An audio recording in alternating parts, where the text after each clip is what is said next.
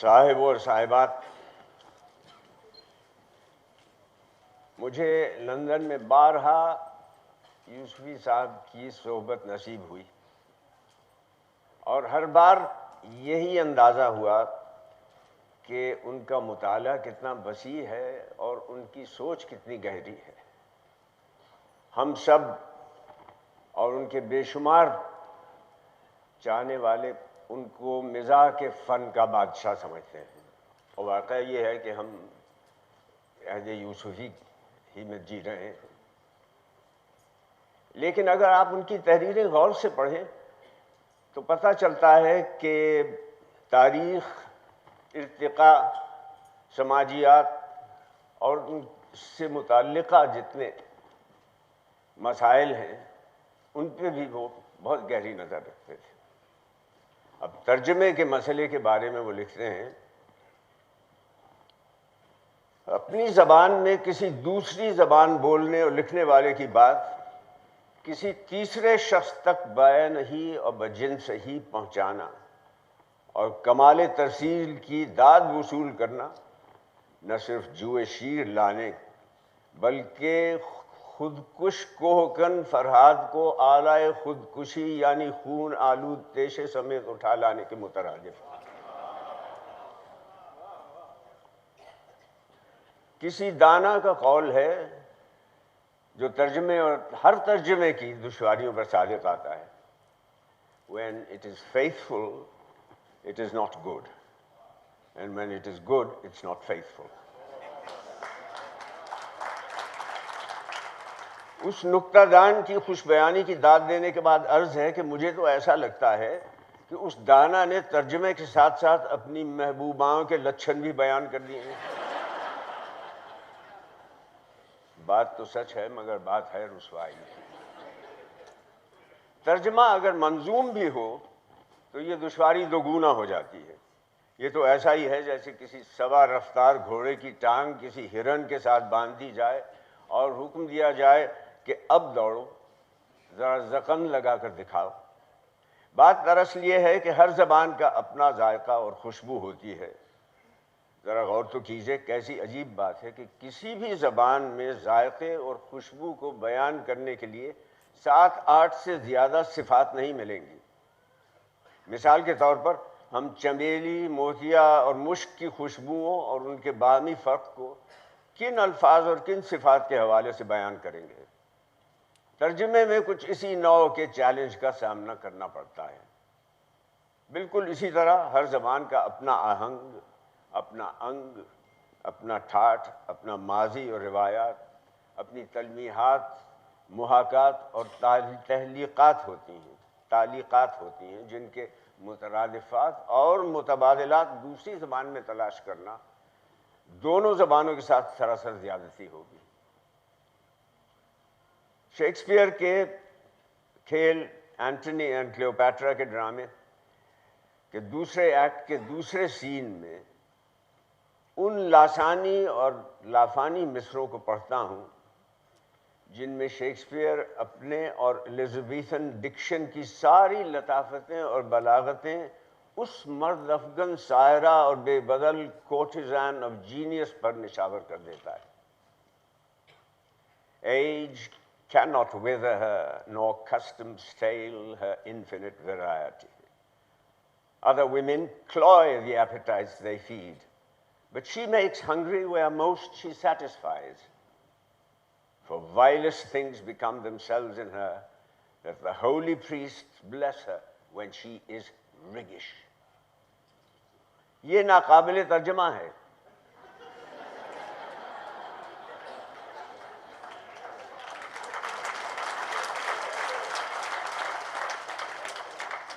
لیکن اس سے خدا نخواستہ انگریزی زبان کی فوقیت یا برتری ثابت کرنا منظور نہیں، بلکہ ترجمہ نگاری کے بنیادی ہینڈی کیپ کی ایک خوبصورت مثال ہے۔ اردو اور فارسی غزل کے 10-20 نہیں، بے شمار ایسے خوبصورت اشعار پیش کیے جا سکتے ہیں جن کا انگریزی یا کسی اور یورپین زبان میں ترجمہ نہیں کیا جا سکتا۔ اردو اور انگریزی کے صاحب طرز نقاد پروفیسر اسلوب احمد انصاری نے اسی نکتے کی بات ہم سے کہیں بہتر اور پرزور پیرائے میں صرف ایک بامحاورہ فقرے میں سمودی ہے۔ وہ لکھتے ہیں کہ غالب کے اس شعر کا کعوے کعوے سخت جانی ہائے تنہائی نہ پوچھ، صبح کرنا شام کا لانا ہے جوئے شیر کا۔ آپ انگریزی میں ترجمہ کیا کریں گے اور کیا کھا کر کریں گے؟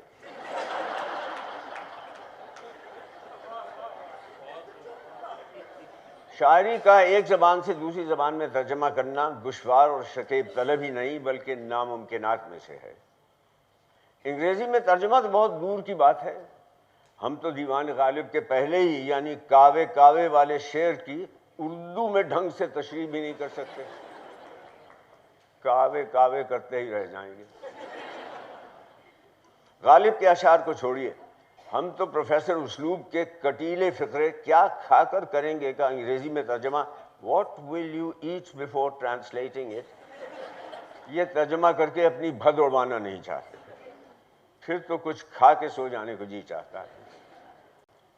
ہمارے ہاں اگلے وقتوں میں شادی بیاہ کے معاملات میں کفو اور غیر کفو کا فرق بہت اہمیت رکھتا تھا۔ کفو سے مراد جنس، نوع، طبقے، رتبے، معاشرت اور تہذیب وغیرہ میں مماثلت ہوتی ہے۔ ان کے ملاپ غیر کفو میں شادی بھی معیوب سمجھی جاتی تھی۔ زبانوں کے بھی کٹم قبیلے، خاندان اور حسب نسب ہوتے ہیں، ان کی آمیزش پر بھی کفو اور غیر کفو کا کسی حد تک اطلاق ہو سکتا ہے۔ تاریخی اور ترکیبی اعتبار سے اردو اور فارسی ہم کفو ٹھہریں گے، ہندی بھی ایک بھولی بسری کزن لگتی ہے۔ الفاظ کے شجرہ نسب میں خون کے رشتے بھی نظر آتے ہیں۔ انگریزی یا کسی اور یورپین زبان سے ایسی لسانی نسبت کی تلاش بہت واضح تحفظات سے مشروط ہوگی۔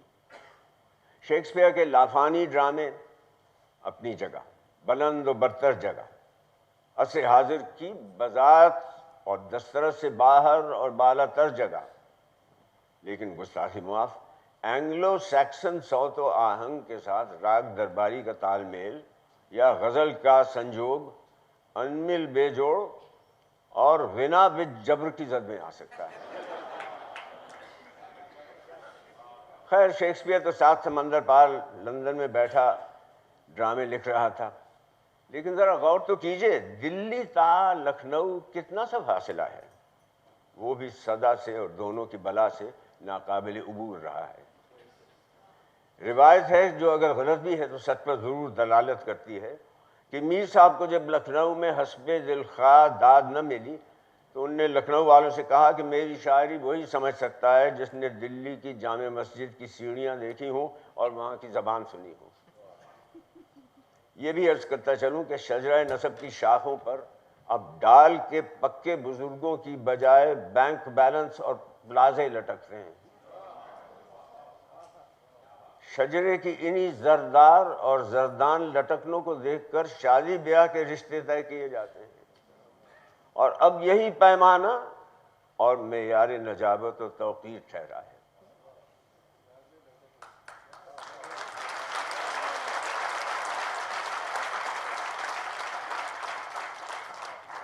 یوسفی صاحب کا مشاہدہ اتنا تیز تھا کہ ٹھوس سے ٹھوس مضمون میں بھی وہ ظرافت کا کوئی نہ کوئی پہلو ڈھونڈ نکالتے تھے۔ آج میں آپ کی خدمت میں ان کی کچھ ایسی زیادہ تر ایسی تحریریں پیش کروں گا جو آپ نے پہلے نہ سنی ہوں۔ مڈل سکول میں میں نے منہ اندھیرے اٹھنے اور اخبار بینی کے فوائد پر تقریر کی۔ میں نے اپنے لیکچر میں کہا کہ جو قومیں سائنس سے غفلت برتتی ہیں وہ قعر مذلت میں اوندھے منہ جا گرتی ہیں، جبکہ خود میں نے تیسری جماعت سے BA تک سائنس کبھی لی نہیں تھی۔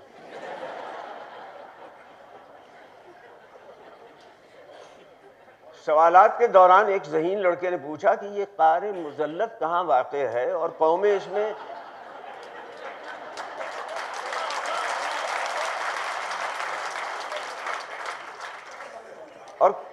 میں اوندھے منہ گرنے کے لیے کاہے کو جاتی ہیں۔ جغرافیہ کے ٹیچر نے اسے ڈانٹ کر بٹھا دیا۔ پرائمری اسکول میں میں نے جھنجھلاتے ہوئے کہا کہ راجستھان پسماندہ علاقہ ہے لوگ ایروپلین کو چیل گاڑی کہتے ہیں. وعدہ کریں کہ آپ یہ گمارو لفظ کبھی استعمال نہیں کریں گے. اس پر ایک 4-5 سالہ نونہال نے ننھا سا ہاتھ اٹھا کر پوچھا, کیا ایروپلین اپن کی چیل گالی اور چیل کے برابر اونچا اڑ سکتا ہے؟ میری حیثیت 2.5 دن کے اچنبے کی سی تھی. میرے لیے سب سے بڑا اعزاز اور حسین ترین تقریب یہ نکلی کہ مسٹر مکھرجی نے, جو جے پور کے قدیم اور مشہور اسکول آف آرٹس کے پرنسپل تھے, مجھے اپنی صاحبزادی نیبھا سے ملوانے اپنے گھر چائے پر بلایا. نیبھا نے بھی اسی سال پرائیویٹ طالبہ کی حیثیت سے بی اے کیا تھا. میرے کشمیری پنڈت دوست کلدیپ نارائن کی اس سے 3-4 روبرو ملاقاتیں ہو چکی تھیں. اس کا دعویٰ تھا کہ میں نے اتنے قریب سے اس سے زیادہ حسین عورت کبھی نہیں دیکھی تھی, جبکہ حقیقت یہ بھی تھی کہ اس نے اس سے پہلے اتنے قریب سے کوئی بدصورت عورت ہی نہیں دیکھی.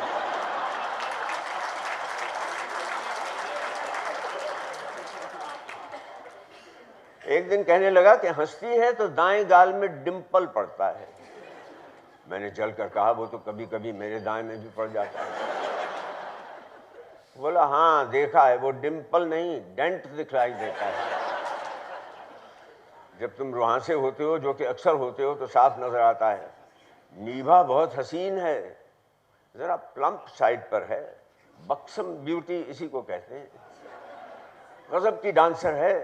جب راجستھانی کتھا کلی پیش کرتی ہے تو ٹھاٹ, تتکار اور توڑے میں بنگالی ڈانسر کسی نفاست, رچاؤ اور شائستگی نظر آتی ہے. ٹھمکا ہو یا ٹھیکا, چکر کے دوران چال کا بہاؤ ہو یا نرت بھاؤ, مجال ہے کہ نرتکی کے سینے کی تھرکن نظر آئے. نیبھا کا سینہ نہیں ہلتا, گدر شفتالو جیسے گال ہلتے ہیں. میں یہ برداشت نہیں کر پا رہا تھا کہ اس نے نیبھا کو اتنے قریب سے دیکھا ہے. میں نے جل کر کہا, گال کیوں ہلتے ہیں؟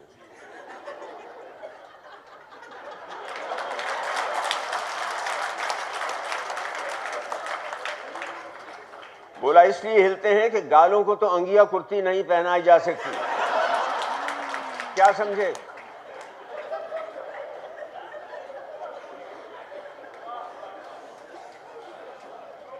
اس نے سمجھایا بھی اور سجھایا بھی. اسی زمانے میں یہ سننے میں آیا کہ مہاراجہ جے پور بھی اس پری چہرہ پر فریفتہ تھے. جب یہ سنا کہ وہ مجھ سے ملنے کے لیے بیتاب ہے تو میں اس سے کہیں زیادہ بیتاب ہو گیا. ہاتھ پاؤں پھول گئے, جس کے نتیجے میں ان کی شاندار کوٹھی پر میں مقررہ وقت سے آدھ گھنٹہ پہلے پہنچ گیا.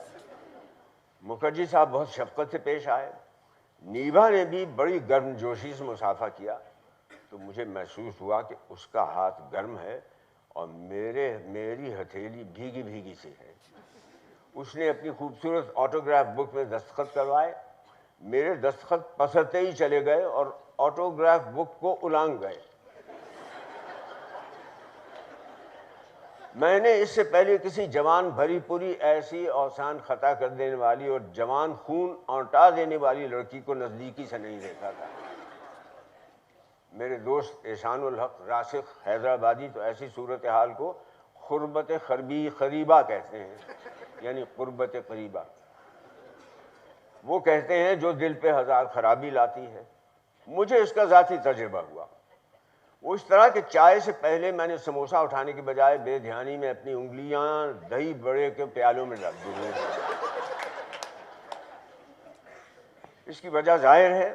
میری تمام تر توجہ اور نظر تو ماتھے کی بندیا, زلف بنگال, سڈول ایڑی, خون تمنا سے بھی زیادہ سرخ ناخنوں اور نروس آدمی کی طرح لرزتے آویزوں پر مرکوز تھی, بلکہ وہیں چپک کر رہ گئی تھی. تصور کہاں تھا, اس کا حال کیا بتائیں. عالم تصور کی خود ساختہ لذتوں کے بارے میں اس مصرے کا مطلب اب کہیں جا کے سمجھ میں آیا. ہجوم شوق میں بوسے کہاں کہاں کے لیے.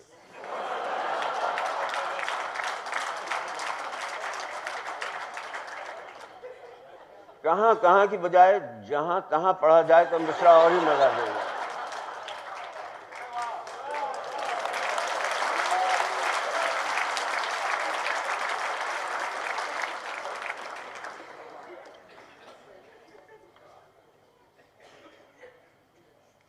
قوالوں کی ایک طبی خدمت کا ڈاکٹر صاحبان کو بھی اعتراف کرنا پڑے گا۔ آپ کے علم میں ہے کہ ملیریا، مچھروں، مخالفوں اور مولویوں کے خلاف جو زوردار مہم حکومت نے چلائی تھی وہ کامیاب ہوئی، البتہ مچھروں سے حکومت کو شکست اور شرمندگی اٹھانی پڑی۔ مچھر اب اتنے سخت جان ہو گئے ہیں کہ کسی بھی کیڑے مارے اسپرے سے نہیں مرتے۔ مچھروں کی جتنی بھی ناگہانی اموات ہوئی ہیں وہ صرف قوالوں کی تالیوں سے ہوئی ہیں۔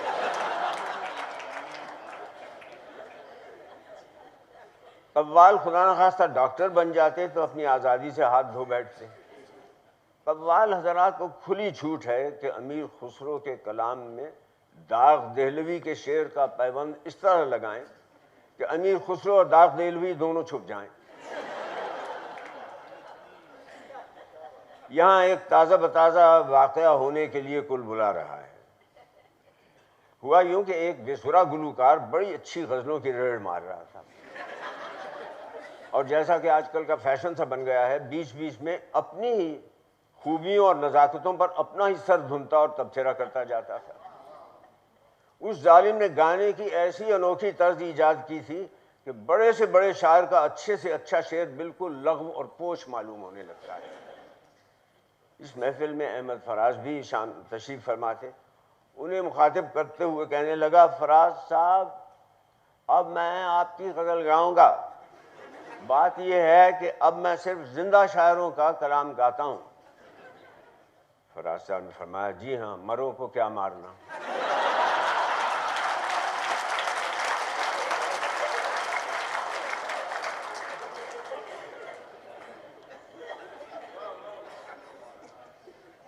بعض دوائیں جو میں نے استعمال کیں انہوں نے مرض کے جراثیم کے حق میں آب حیات کا کام کیا۔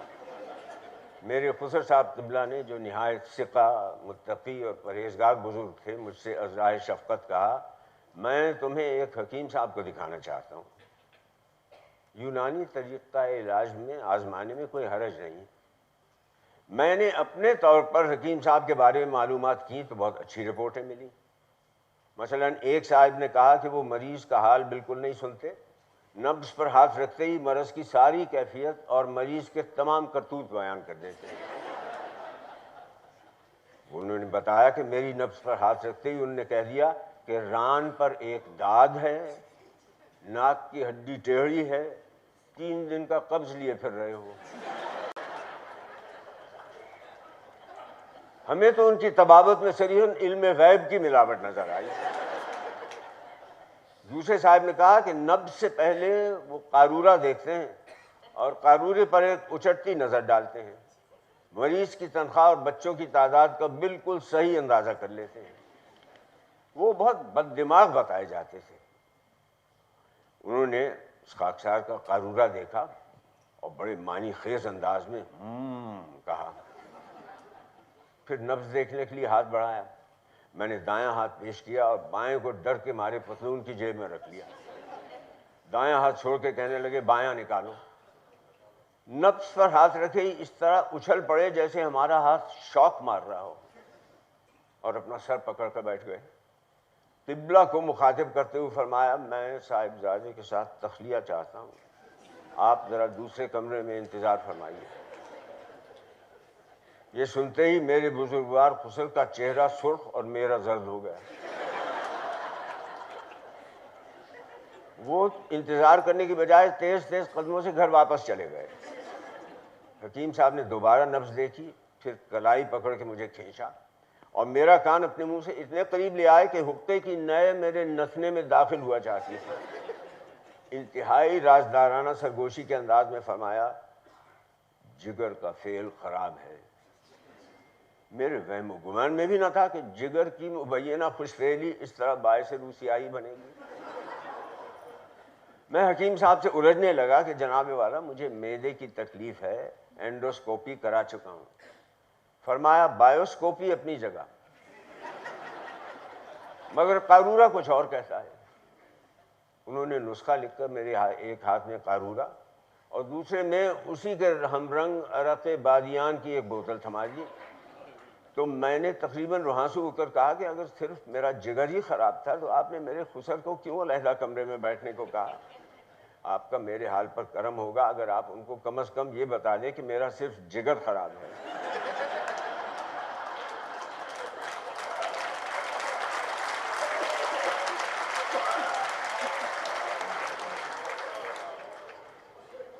وہ بات کی تہ تک پہنچ گئے.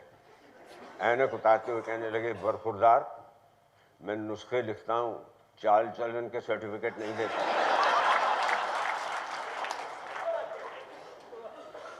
وہ دن ہے اور آج کا دن مجھے کسی حکیم سے رجوع کرنے کی ہمت نہیں ہوئی. مخدومی و مکرمی حکیم سعید صاحب سے میرا قدیم رشتہ عقیدت و نیاز مندی ہے. کئی دفعہ ان سے علاج کرانے کو جی چاہا, مگر معتبر مریضوں سے معلوم ہوا کہ وہ بھی دونوں ہاتھوں سے دونوں نبضیں دیکھتے ہیں. بدل کر مریضوں کا ہم بھیس غالب, تماشائے اہل مطب دیکھ.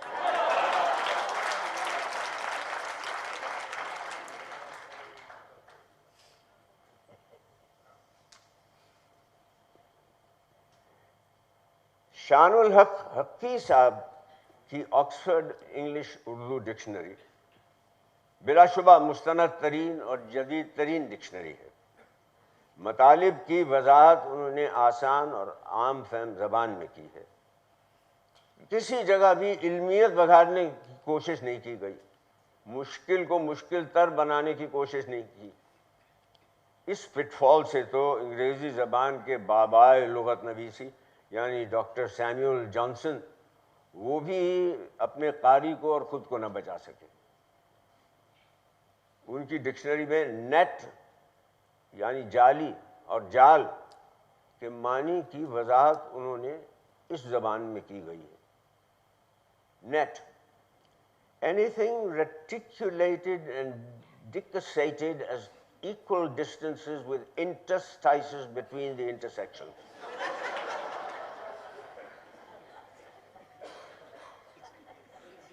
مجھے یہ دیکھ کر بہت خوشی ہوئی کہ حقی صاحب نے ٹائیگر کے لفظ کا بالکل صحیح معنی یعنی باگھ اور بڑا ایشیائی درندہ شیر بیان کیے ہیں. آپ کہیں گے بندہ خدا اس میں خوشی یا تعجب کی کون سی بات ہے؟ صاحبو ہے. وہ یوں کہ ہمارے پسندیدہ لغت نویس حضرت وارث سرہندی MA نے اپنی تالیف کردہ علمی اردو لغت میں, جس سے ہم دن میں 20-25 دفعہ استفادہ کرتے ہیں, شیر کے یہ معنی بتائے ہیں. شیر ایک گوشت خوار جانور جس کا قد گدھے کے برابر ہوتا ہے.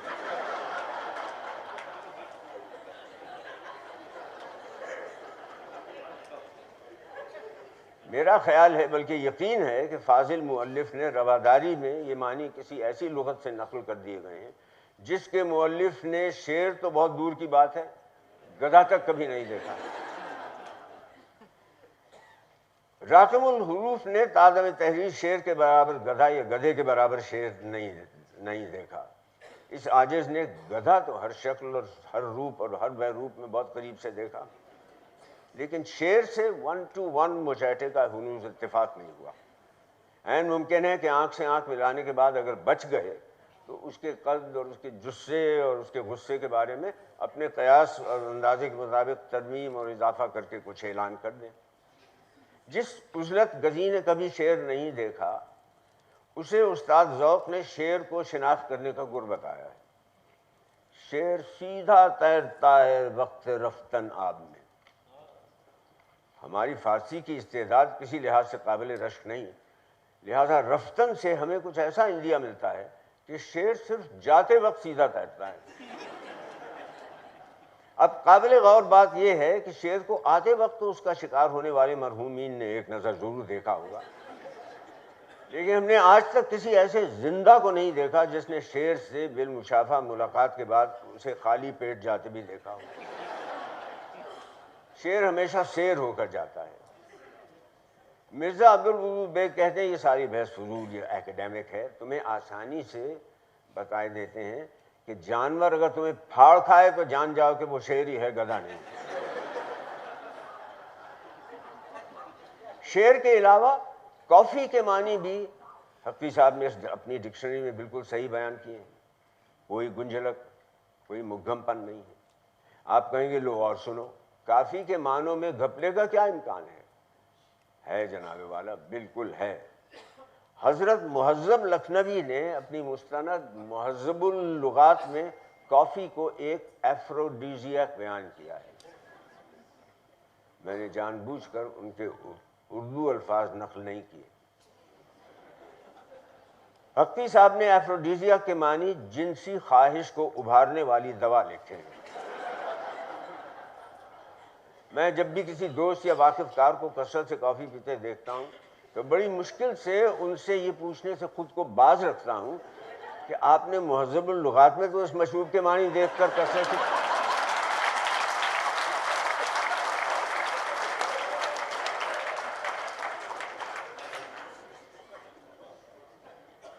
انگریزی لفظ بریسٹ کے معنی حقی صاحب نے سیدھے سبھاؤ پستان بیان کیے ہیں۔ تاہم ہم نے پستان کے بھی معنی معلوم کرنے کے لیے پھر اپنی پسندیدہ مستند علمی اردو لغت جامع کھولی تو صفحہ 261 پر یہ گوہر نایاب نظر آیا۔ پستان، چھاتی کے دائیں بائیں دو ابھار ہوتے ہیں، عورتوں کے یہ بہت بڑھ جاتے ہیں، ان میں دودھ ہوتا ہے۔ یہ کہنا کافی نہیں ہوگا کہ فاضل لغت نویس نے اگر ایک طرف تو ذوق سلیم اور تہذیب کو ہاتھ سے نہ جانے دیا تو دوسری طرف انسانی بدن سے ناواقف اور بے خبر لوگوں کی معلومات عامہ اور طفلانہ تجسس میں دلچسپ اضافہ ضرور کر دیا ہے۔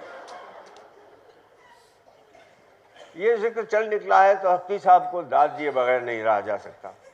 معنی و مفہوم کی وضاحت میں وہ سراست کا دامن نہیں چھوڑتے۔ مثلا سیکسی کے معنی جنسی کشش رکھنے والا بتاتے ہیں، جبکہ مولانا علامہ نیاز فتح پوری سیکسی کو تمایل جنسی کہتے ہیں، جو پہلی نظر میں کسی یونانی جڑی بوٹی یا اس سے شفا پانے والی بیماری کا نام معلوم ہوتا ہے۔ مگر یہ اس زمانے کا ذکر ہے جب بوندا باندی کو تقاطر امطار کہا جاتا تھا۔ لوگ لغت دیکھنے کی بجائے چھتری نکال لیتے اور پائچے چڑھا لیتے تھے۔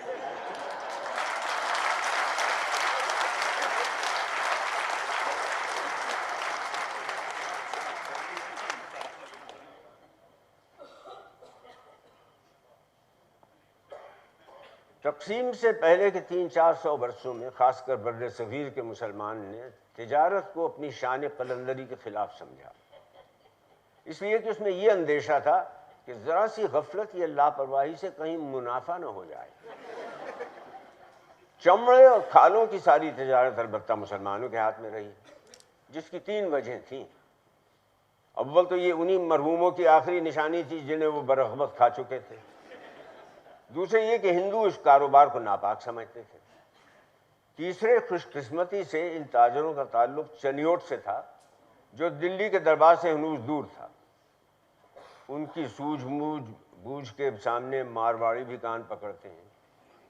مشہور ہے کہ چنیوٹی یا میمن پاگل ہو جائے تب بھی دوسرے کی پگڑی اتار کر اپنے ہی گھر پھینکتا ہے۔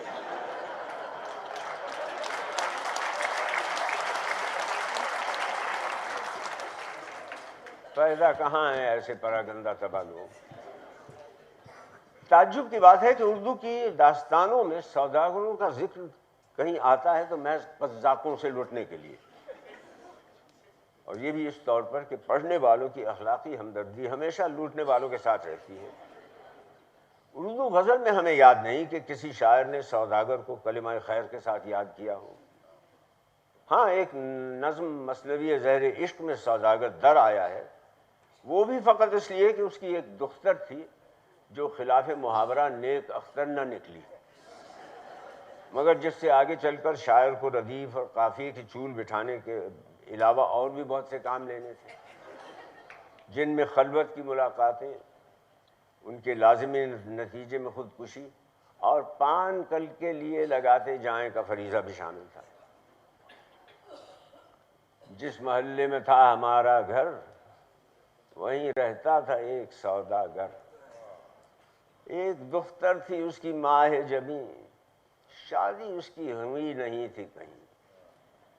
اس آخری مصرے میں جو نوید مسرت ہے اس نے پہلے 3 مصروں میں جان ڈال دی۔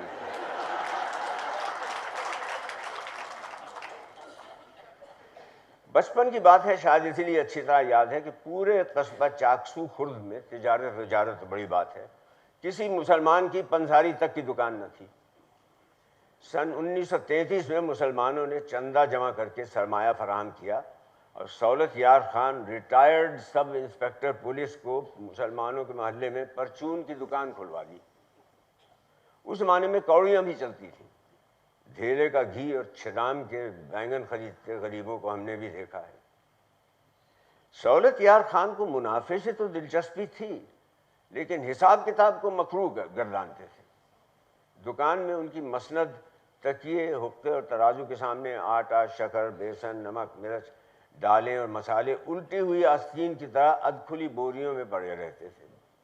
جو چیز جتنی بکتی اس کی قیمت اسی بوری یا کنستر پر سارے دن نقد بکھری رہتی تاکہ حساب میں آسانی ہو۔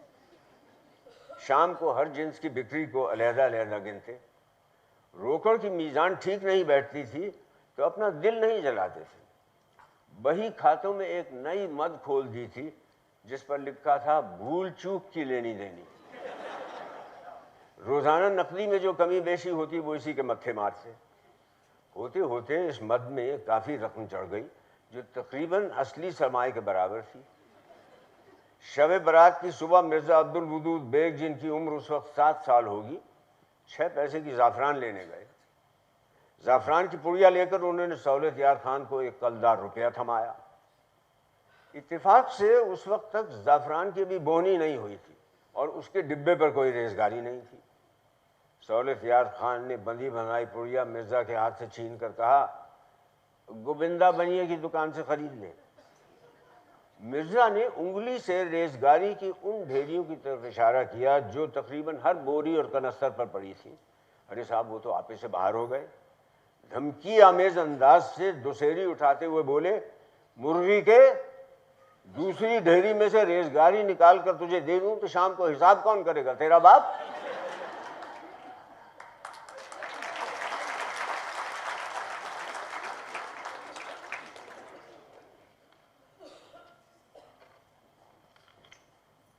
عام طور پر دیکھنے میں یہ آیا ہے کہ صدارت کے لیے کوئی وزیر کبیر یا اس کا مشیر با تدبیر دستیاب نہ ہو تو مجھ جیسے ناموزوں طبع شخص کا انتخاب کرنے سے پہلے پوری تفتیش کے بعد یہ اطمینان کر لیا جاتا ہے کہ اس نے کبھی کوئی شعر نہیں کہا اور آئندہ بھی اس کا احتمال نہیں، بلکہ اس کی ذات سے سخن فہمی کا بھی اندیشہ نہیں، داد کو بھی قرض سمجھتا ہے، مطلب یہ کہ یکیز داد نادہندگان ہے۔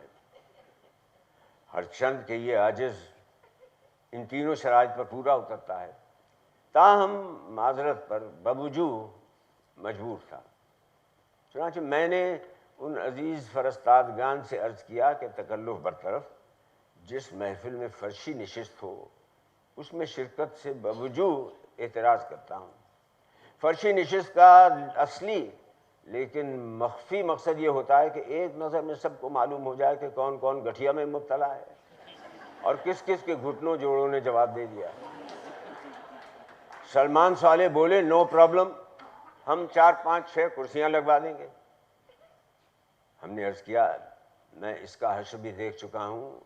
اظہر ہاشمی صاحب کے دولت قدے پر ایک فرشی نشست والے مشاعرے میں 20 30 کرسیاں بزرگوں اور معذورین کے لیے رکھی گئی تھی۔ ان پر پہلے ہی حلے میں خواتین براجمان ہو گئی اور ہم صرف ہم ہی دیکھتے کہ دیکھتے نہیں رہ گئے، وہ بھی ہمیں دیکھتی رہی۔ میں نے ہاشمی صاحب کی اجازت سے یہ اعلان کروایا کہ جو خواتین 40 یا 40 برس سے اوپر کی ہوں وہ بدستور کرسیوں پر بیٹھی رہیں۔ یہ سننا تھا کہ وہ خواتین جن کی عمر یقیناً 60 سے متجاوز تھی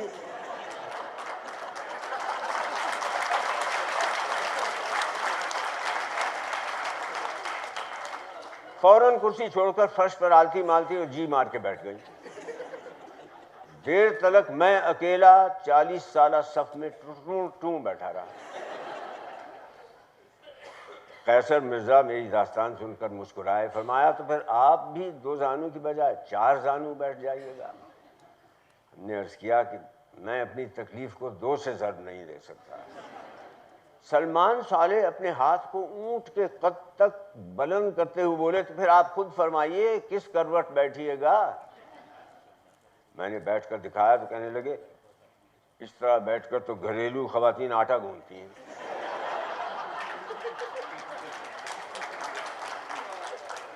صدارت کے لیے یہ پوز نامناسب نہیں ہوگا۔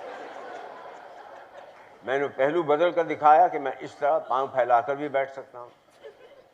ارشاد ہوا یہ آداب مشاعرہ کے سرتاپا خلاف ہوگا۔ آخری عذر جو میں نے کیا یہ تھا کہ میں ساری رات جاگ نہیں سکتا۔ اکبر الہ آبادی نے کیا خوب کہا ہے کہ وصل ہو یا فراق ہو اکبر، رات بھر جاگنا قیامت ہے۔ اب اسے اگر ذرا سی تحریف کے ساتھ یوں پڑھا جائے تو اس شب بیداری اور بیکاری پر بھی صادق آئے گا، وصل ہو یا مشاعرہ اکبر، رات بھر جاگنا قیامت ہے۔ ممکن ہے میری غیر شاعرانہ تحریف سے مصرے میں سکتہ پڑ رہا ہو، لیکن عالم غنودگی میں وہ بھی مزہ دیتا ہے۔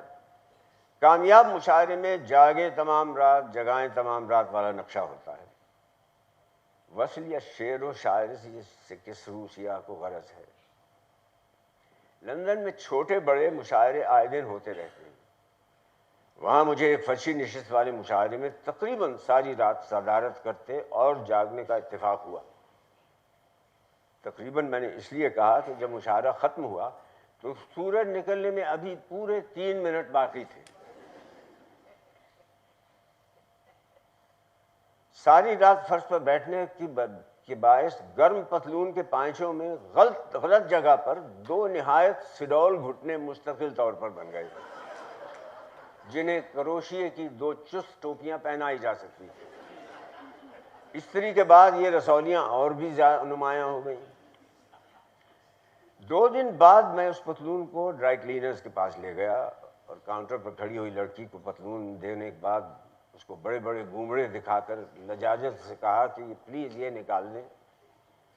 اس نے بڑے غور سے انہیں دیکھا، پھر بڑی واضح کنکھیوں سے میری ٹانگیں دیکھنے کی کوشش کی جو کاؤنٹر کے پیچھے تھی، پھر ان جمبو گھونگھڑوں پر ہاتھ پھیرتے ہوئے بڑی حیرت اور ہمدردی سے میری صورت دیکھ کر کہنے لگی Sir, we can remove the stains, but I'm afraid we cannot remove permanent marks of physical deformity.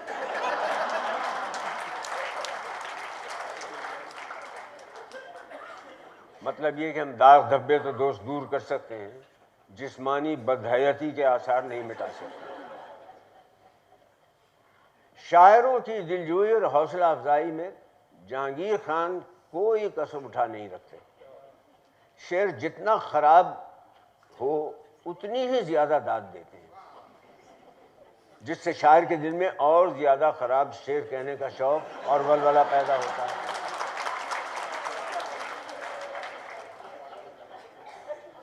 کچھ دن ہوئے ایک نامور شاعر جن سے ہمارا نیاز مندی کا رشتہ ہے تشریف لائے۔ فرمایا سلام روستائی کے لیے حاضر ہوا ہوں۔ جہانگیر خان آپ کے ہم پیشہ اور مداح ہیں، آپ کا بے حد لحاظ کرتے ہیں، احترام کرتے ہیں۔ خدا را ان سے میری سفارش کر دیجئے کہ میرے مصرے پر داد نہ دیا کریں۔ جب سے انہوں نے داد دینی شروع کی ہے لوگ سمجھنے اور کہنے لگے کہ میں واقعی خراب شعر کہتا ہوں۔ سچ جھوٹ کا حال خدا جانے۔ مرزا عبدالودود بیگ کہتے ہیں کہ اب اس شاعر نے مارے ڈر کے پہلا مصرع کہنا ہی چھوڑ دیا ہے۔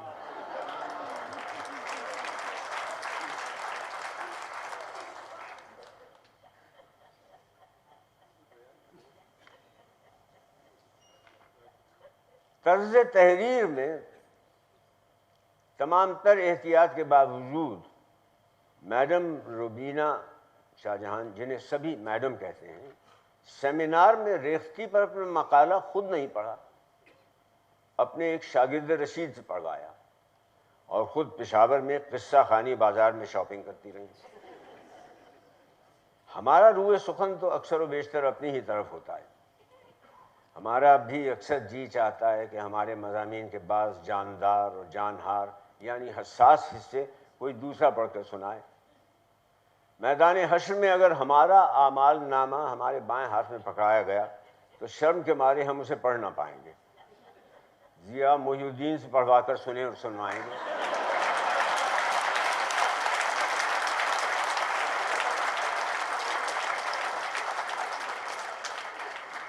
تاکہ لذت گناہ سے نا آشنا اور معصومیت میں مبتلا بیچارے جنتی کم از کم لطف سماعت سے تو محروم نہ رہیں۔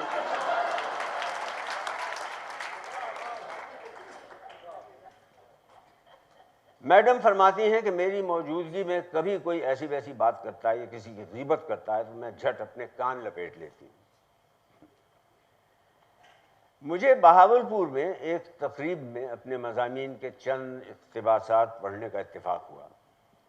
ہاں، فارسی کے ایک فاضل پروفیسر نے اپنی تعارفی تقریر میں فرمایا کہ یوسفی صاحب کی تحریروں میں جگہ جگہ سیکس کی زیرین لیکن زوردار لہر صاف نظر آتی ہے۔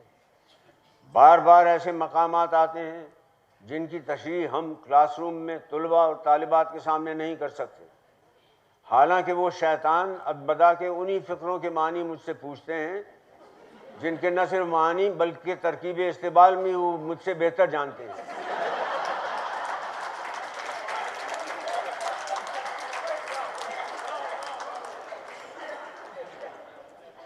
یوسفی صاحب رہنمائی فرمائیں، ایسے میں اس غریب پروفیسر کو کیا کرنا چاہیے؟ ہم نے عرض کیا کہ ایسے میں پروفیسر کو جو بظاہر غریب اور غبی نہیں ہے صرف مسکرا دینا چاہیے۔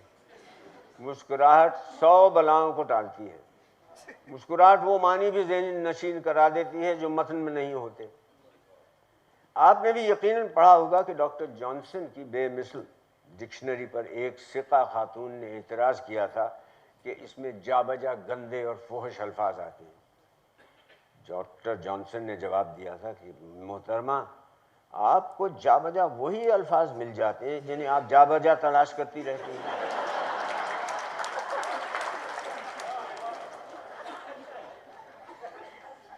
ایسا ہی گلہ ایک لڑکی نے کیا جو ایم اے کی طالبہ معلوم ہوتی تھی۔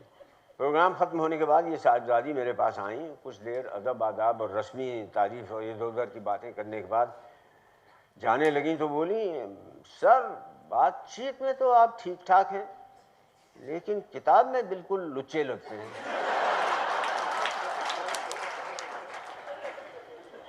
میں نے کہا بی بی آپ نے یہ گندا لفظ کہاں سے سیکھا؟ کہنے لگیں آپ ہی کے ایک مضمون میں پڑھا تھا۔ لقا بھی پہلی دفعہ اسی مضمون میں دیکھا۔ ایک دن میں نے میڈم روبینہ سے پوچھا کہ پروفیسر صاحب کیا میرے مضامین سے متعلق آپ کے شاگرد بھی ایسے سوال کرتے ہیں جن کا جواب آپ کے کلاس روم میں جو بچے ہیں ان کی موجودگی میں نہیں دیا جا سکتا؟ ہنسی سے فراغت پانے کے بعد فرمایا، آپ نے پوچھا ہے تو عرض کرنا پڑے گا کہ آپ کا طریقہ واردات مختلف ہے۔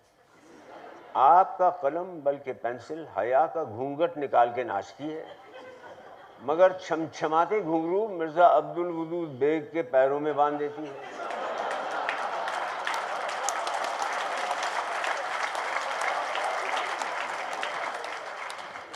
اور جب پبلک کے اصرار پر گھونگھٹ الٹتی ہے تو ڈارک گلاسز لگا کر آنکھ مارتی ہے۔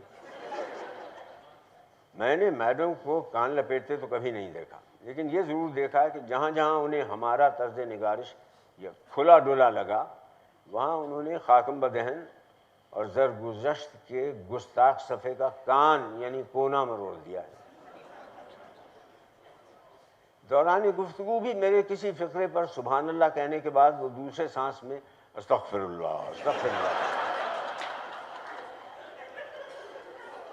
میں نے آج تک کسی خاتون کو ایسی قرت اور مردانہ کھرج میں استغفر اللہ کہتے نہیں سنا۔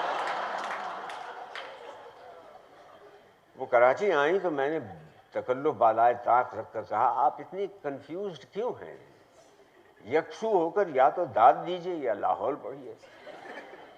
بولی، بے ساختہ داد دینا میرے ذوق سلیم اور مجلسی آداب کا تقاضا ہے، پھر اسی پر لاہور پڑھنا میری تربیت اور تدریسی فرائض کا تقاضا ہے۔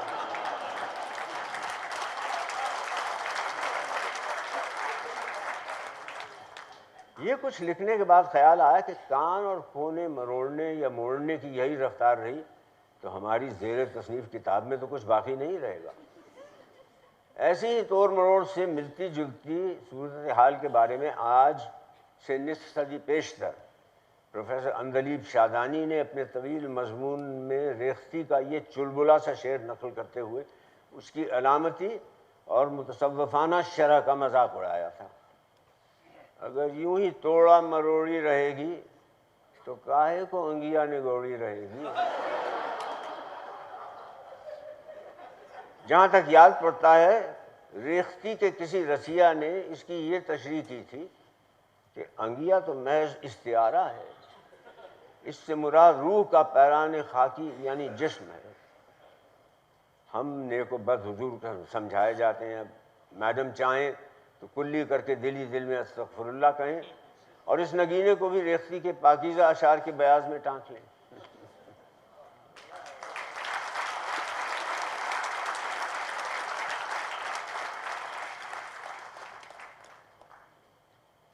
پہلے پہل جو زندہ ناچ عمدی زندگی میں دیکھا، اس کی دہشت عرصہ دراز تک دل پر بیٹھی رہی۔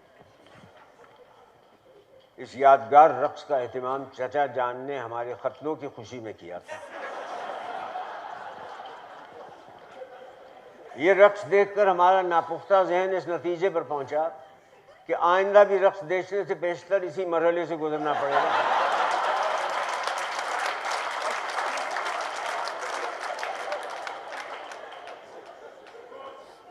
چنانچہ ایک مدت تک رقص کے نام ہی سے بدن میں ایک کپ کپی سے محسوس ہوتی ہے۔ بعد میں تو فقط پلنگ کی چادر اور پشواس دیکھ کر ہی یہی کیفیت طاری ہونے لگتی ہے۔ وہ تو خدا کا بھلا کرے نائز صدیقی کا، جن کے بے ضرر رقص دیکھ کر یہ خوف دل سے نکلا اور ہمارا حیاؤ کھلا، جیسا کہ آپ نے ہماری باتوں سے خود بھانپ لیا ہوگا۔ جس قسم کے ڈانس اور جس قماش کے ڈانسر آج کل ٹی وی اور دوسرے چینلز پر دکھائے جا رہے ہیں، ان میں جسم کا صرف ایک حصہ استعمال کیا جاتا ہے۔ ہر جذبے اور ہر ایسی خواہش کا اظہار اور اعلان جس سے گھر بگڑے، اب صرف کولوں کے ذریعے کیا جاتا ہے۔ ہم تو بچپن سے یہی سنتے اور سمجھتے آئے تھے کہ کولے صرف بیٹھنے، پتلون کو پھسلنے سے باز رکھنے اور اسکول میں بیت لگانے کے لیے بنائے گئے ہیں۔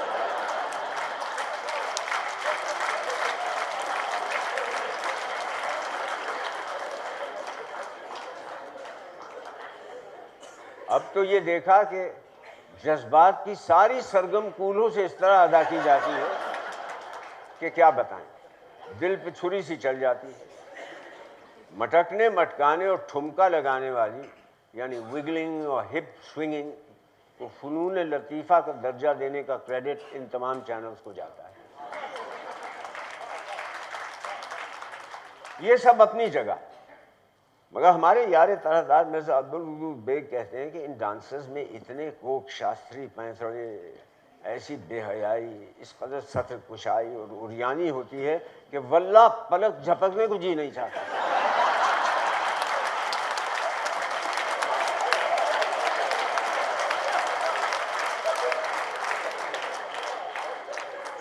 کچھ علاج اس کا بھی صاحب نظر ہے کہ نہیں؟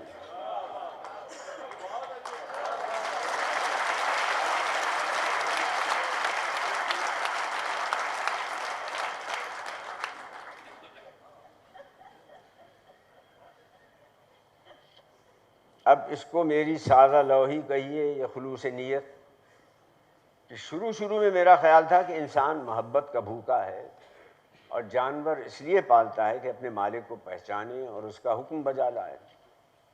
گھوڑا اپنے سوار کا آسن اور ہاتھی اپنے مہاوت کا آنکس پہچانتا ہے۔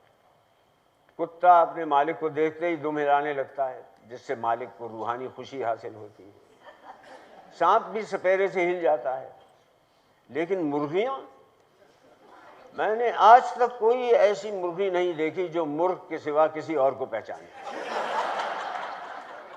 اور نہ ایسا مرغ نظر سے گزرا جس کو اپنے پرائی کی تمیز ہو۔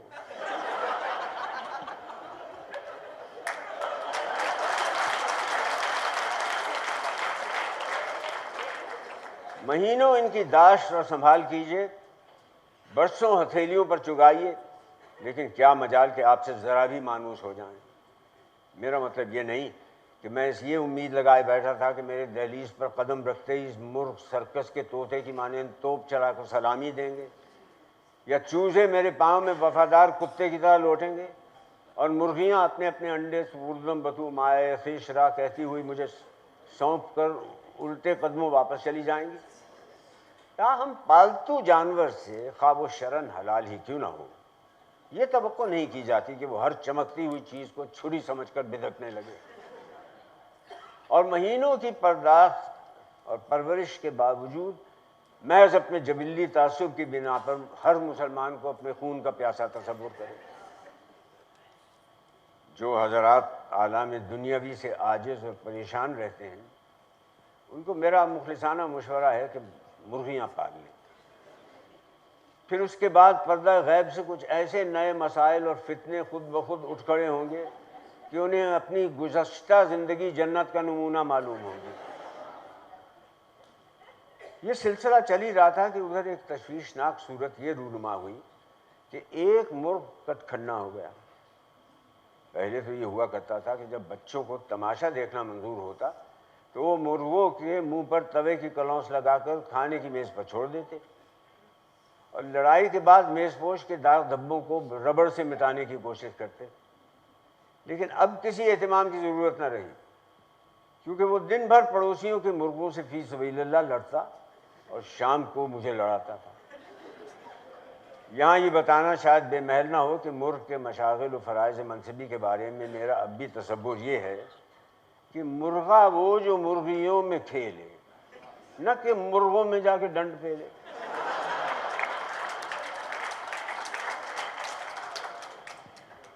معاملہ ہم جنس تک ہی رہتا تو غنیمت تھا، لیکن اب تو یہ ظالم مرغیوں سے زیادہ آنے جانے والوں پر نظر رکھنے لگا۔ جب پڑوسیوں کی شکایتیں بڑھیں تو ایک مشہور مرغ باز سے رجوع کیا۔ اس نے کہا کہ قدرت نے اس پرند کو ہر لحاظ سے ہری چک بنا دیا ہے اور یہ مرغ غالباً اس لیے کٹ کھنا ہو گیا کہ آپ نے اسے بچا کھچا گوشت کھلا دیا۔ ہم نے گھر پہنچ کر تشخیص سے آگاہ کیا تو کہنے لگی، توبہ، اب ہم اتنے برے بھی نہیں کہ ہمارا جھوٹا کھا کے اس منحوس کا یہ حال ہو جائے۔ افتاد تباہ کے اعتبار سے میں گوشہ نشین واقع ہوا ہوں، اور اگر یہ مرغیاں نہ ہوتی تو محلے میں مجھے کوئی نہ جانتا۔ ان دنوں دربے والا مکان اس علاقے میں ایک روشن مینار کی حیثیت رکھتا تھا، جس کے حوالے سے ہمسائے اپنی اپنی گمنام مکانوں کا پتہ بتاتے تھے۔ انہی کے توسل سے ہمسایوں کی تعارف اور تعلق ہوا، اور انہی کی بدولت بہت سی دور رس اور دیر پا رنجشوں کی بنیاد پڑی۔ شمعون صاحب سے اس لیے عداوت ہوئی کہ میری مرغی ان کی گلاب کی پوز کھا گئی، اور ہارون صاحب سے اس واسطے بگاڑ ہوا کہ ان کا کتا اس مرغی کو کھا گیا۔ دونوں مجھے سے خفا تھے، حالانکہ منطق اور انصاف کا تقاضا یہ تھا کہ دونوں حضرات اس قضیے کو آپس میں بالا ہی بالا طے کر لیتے۔ جس دن خلیل منزل والے ایک قوی ہیکل لائٹ سسیکس مرغ کہیں سے لے آئے تو ہمارے دربوں میں گویا ہلچل سی مچ گئی۔ جب وہ گردن پھلا کر اذان دیتا تو مرغیاں تڑپ کر ہی تو رہ جاتی۔ خود خلیل صاحب اسے دیکھ کر پھولے نہ سماتے، حالانکہ میری ناقص رائے میں کسی مرغ کو دیکھ کر اس قدر خوش ہونے کا حق صرف مرغیوں کو پہنچتا ہے۔ میں تو اسی وجہ سے اپنے سے بہتر نسل کا جانور پالنے کے سخت خلاف ہوں۔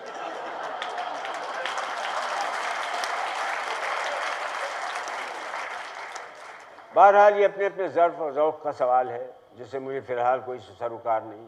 کہہ یہ رہا تھا کہ جس روز سے ان کا ہمارے یہاں آنا جانا ہوا، مجھے اپنے تعلقات خراب ہوتے نظر آئے۔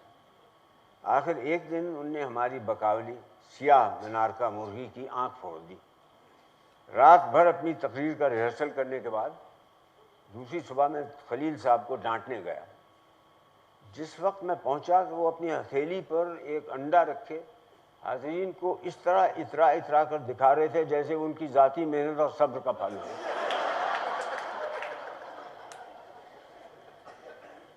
میں نے اپنا تعارف کراتے ہوئے کہا، میں دربے والے مکان میں رہتا ہوں۔ بولے کوئی حرج نہیں۔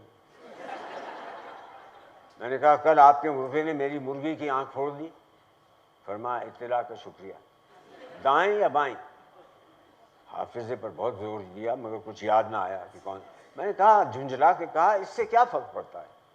کہنے لگے آپ کے نزدیک دائیں بائیں میں کوئی فرق ہی نہیں ہوتا؟ میں نے اصل واقعے کی طرف توجہ دلوائی کہ یہ غلط بات ہے. بولے جی ہاں صریحاً غلط بات ہے، اس لیے کہ آپ کی مرغی دوغلی ہے اور آپ کا مرغا راج ہنس ہے. میں نے بات کاٹی، تڑپ کر بولے آپ مجھے برا بھلا کہہ لیں، ملک تک کیوں جاتے ہیں؟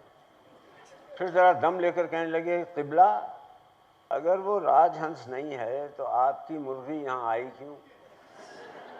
میں نے سمجھایا کہ آخر جانور ہی تو ہے، انسان تو نہیں جو منہ باندھے پڑا رہے. ارشاد ہوا آپ اپنی پدمنی کو باندھ کے نہیں رکھ سکتے تو بندہ بھی اس کی چونچ پر غلاف چڑھانے سے رہا.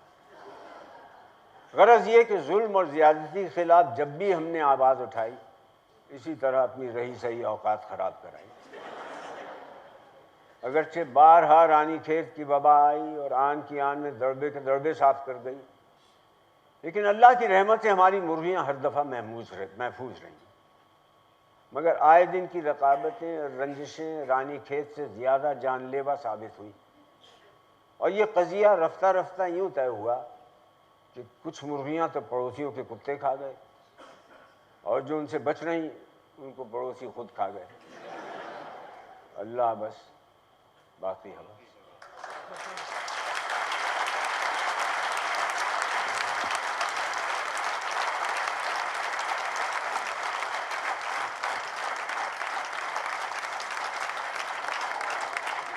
آپ کی توجہ کا بے انتہا شکریہ.